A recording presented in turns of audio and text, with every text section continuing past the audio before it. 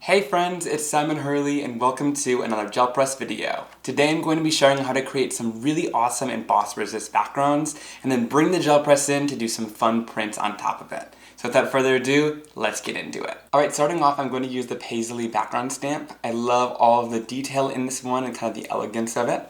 So I'm going to ink it up using a little bit of my clear sticky Versamark ink. Ink this up really nice and easily. And then I'm going to place a piece of my stark white cardstock right into the background. Whenever I'm doing a background stamp, I like to stamp it face up like this, and I just use either my fingers or a sort of pressure tool to work all the way around the cardstock and make sure that the image is going to impress really nicely. And then I'll dump on a layer of clear embossing powder. Now I like to use clear embossing powder instead of white. For some reason I find that it heats up a little bit more smooth for me, but you can use either one. And then I'll heat set this until it's clear and shiny. Today I'm using my 8x10 gel press. I love this one because it's got a nice large surface to it. And whenever I use my gel press, I like to just remove one of the acetate sheets from it. You could remove both, but I find that I like to just do one because then I'm able to kind of lift it and move it around on my surface. For this first background, I picked some greens and blues, and I'm just going to go onto my gel press straight with the ink pad here. Now I've shown in the past how to use reinkers, but if you use the ink pad, you're going to get just a slightly less dark and saturated impression, but I love the look of these as well because it's going to show lots of detail. Next I'm going to go in with some Tropical Tango. You can kind of overlap it a bit. But notice also how I started with the lightest color there. That way we're going to have the least transfer in between colors on your ink pads. And if you find that you want to kind of clean the edge of your ink pad, you can go in with kind of a dry cloth or paper towel and just wipe off the edge until it goes back to the original color, and you can't really contaminate an ink pad. Last but not least, we'll go in with a little bit of No Diving at the bottom. I love this bright blue color. Now this part's completely optional, but if you want to, you can go in with a brayer to just kind of smooth out these colors and blend them together slightly more. I clean off my brayer by rolling onto a paper towel, and then I'll blend between these top two colors as well to get a nice seamless blend and make sure the colors still stay true to what they are. Alright, then we can go in with our paper.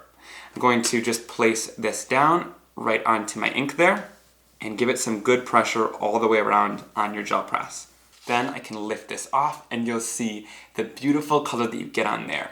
You get all of the amazing texture that you usually would on a gel press, but we still have that emboss resist background. Now if we want to make this a bit darker, we can always go right back over top of these colors with the same exact ink pads.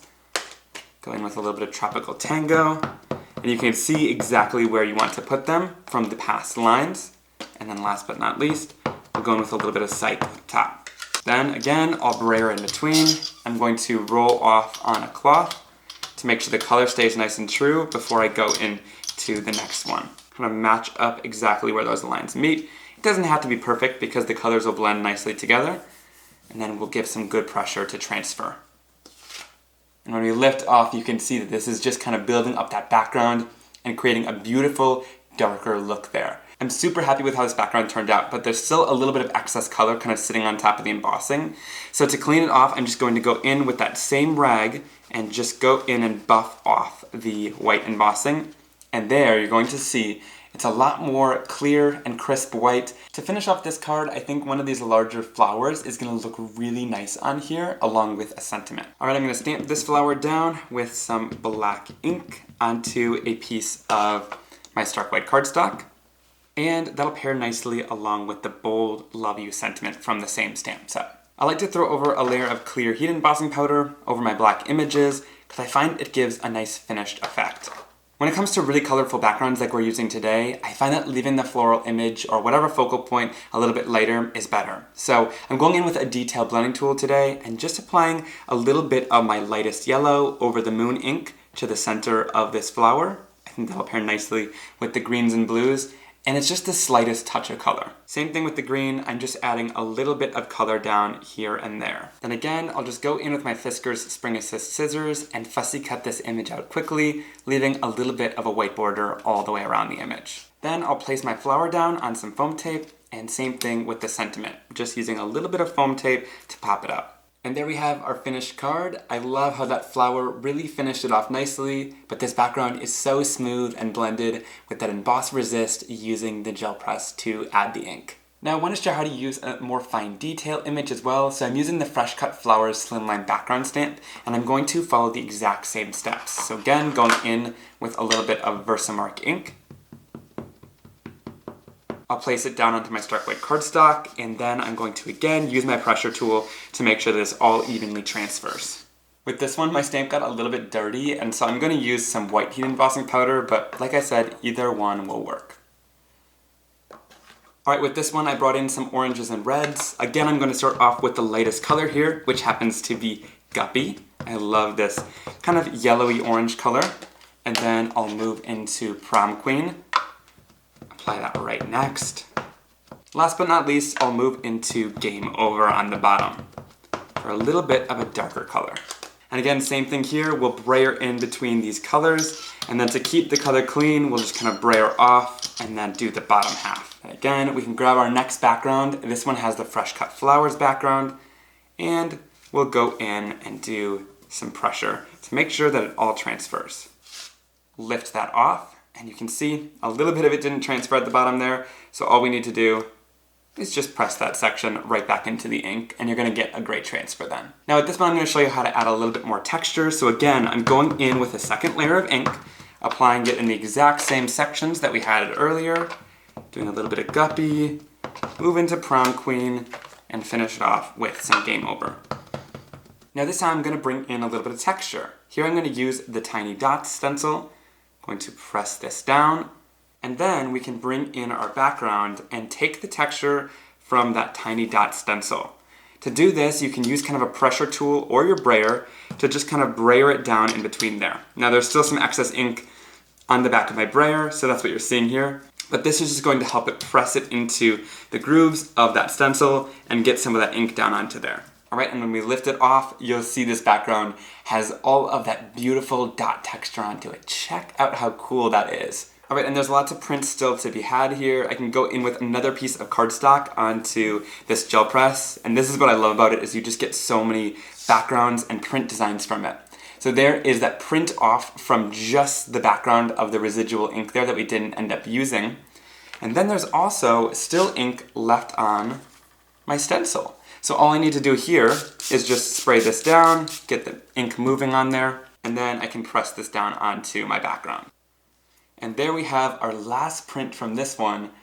Again, 3 different backgrounds using that inked background from the gel press. I love that you can use every last bit of ink to get more and more texture. Alright, if you guys know me by now, to finish off this background, one thing I love to do is just take the exact same ink colors and go in on the edge with a blending tool and add that same color in from the edge. This is going to darken up the edges, give it a little bit of a vignette, and since the center is lighter then, it draws your eye right into the center for wherever you put the focal point. It's a bit more subtle, but I find that these details really bring together a card and finish it off so nicely. So this is one thing that I love to do to finish off my backgrounds. And last but not least, just bringing a little bit of Guppy in here at the top to finish it off.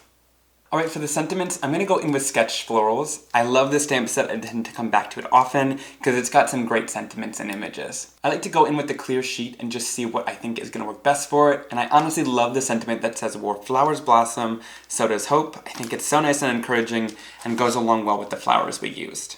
I'm going to heat emboss this on black cardstock, so I'm using my anti-static powder tool, and then I'll go in with some VersaMark sticky ink to ink it up and stamp it down. I'll throw over a layer of white embossing powder, blow off any excess, and then I can heat set this till it's nice and bright white. When it comes to sentiments, I like to fussy cut them out. I just find that instead of leaving them on a rectangle, it gives it a more finished effect. So I use my Fiskars Spring Assist scissors. I love these because they spring back out at me, so it doesn't make my hand tired, and I just fussy cut all around the sentiment, leaving a little bit of a border, but it's pretty simple to do and gives a nice finished look to the card. And that finishes it off really nicely. I love how this one turned out with the beautiful embossed resist flowers in the background and finishing off with that little circle texture on top. That extra layer really makes it pop nicely. Alright guys, I hope you really enjoyed today's video and learned a little bit more about using the gel press to create some beautiful emboss resisted backgrounds. If you enjoyed it, please leave a big thumbs up, leave me a comment down below on which card was your favorite, and subscribe to the channel to see more videos from talented gel press designers. I'll see you guys very soon. Have a great day. Bye!